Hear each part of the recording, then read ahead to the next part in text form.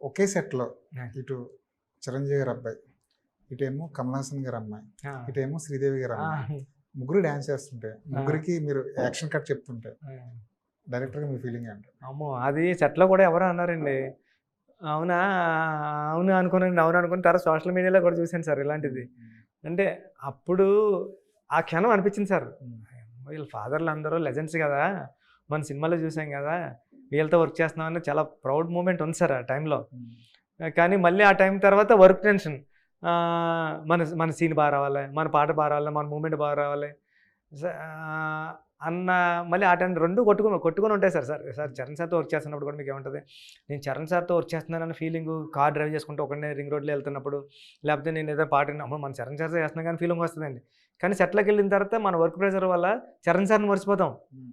మీకు పెద్దగా ఆ! గుర్తుంటాడు. పెద్దగా గుర్తుంటాడు. చరణ్ సార్‌ని మర్చిపోతామండి. అలాగే సేమ్ టైము వీళ్ళతో వర్క్ చేస్తుంటే కూడా వీళ్ళ లెగసీనంతా మర్చిపోయి మామూలుగా వర్క్ చేస్తుంటే ఎవరైనా వచ్చి గుర్తు చేశారనుకోండి మన క్లాస్‌మేట్ గాని ఎవరైనా వచ్చారు "నువ్వు ఎలా చేస్తున్నావో తెలుసా?" అవునా?